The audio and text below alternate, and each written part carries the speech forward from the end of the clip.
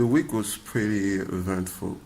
We kicked off with the political turmoil in Italy, with the prime minister designated having to resign following the rejection by Prime Minister Mattarella to accept the nomination of the finance minister proposed by the entire establishment parties.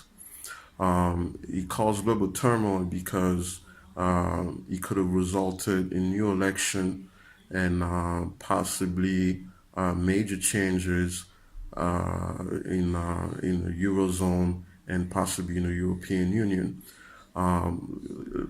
Global markets fell, bond yields in Europe rose, the euro took a hit.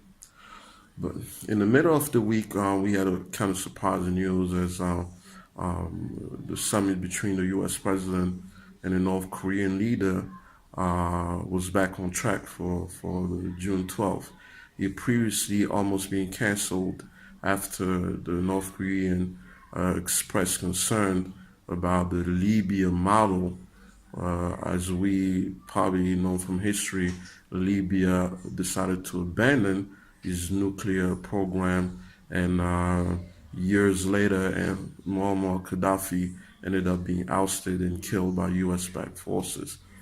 But that was generally cheered by market analysts and geopolitical analysts that hopefully something will be done in the Korean Peninsula. Later on in the week, President Trump decided to finally impose tariffs on the EU, Mexico, and Canada. Remind you that he had previously exempted those countries, but decided to put the tariffs back on 25% for steel and 25% for aluminum, and 10% for steel. Now, we don't know because the market did not react as violently as people expected.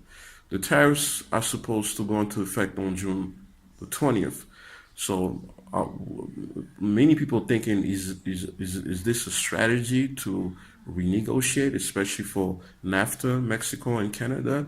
Will they go into effect, or is there another strategy behind? We still don't know. That remains to be seen.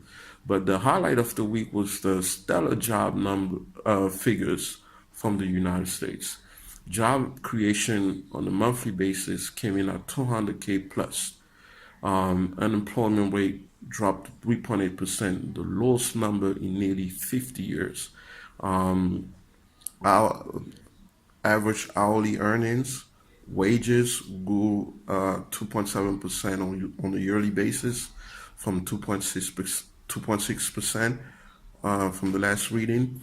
Still not where it needs to be, but a slight improvement.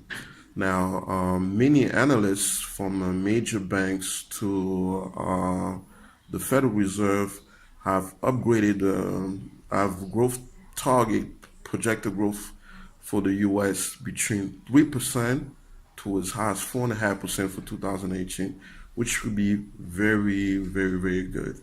Well, I also need to mention that companies benefiting from the tax cuts and major companies that are starting to repatriate the cash from overseas, thus far we're mainly using them for share buybacks, buying from shareholders. But new evidence are showing that they have started to expand the capital expenditures, buying equipment, raw materials, etc., which could have a spillover on the producer price inflation, maybe on the consumer inflation. But with unemployment this low and capital expenditures being expanded,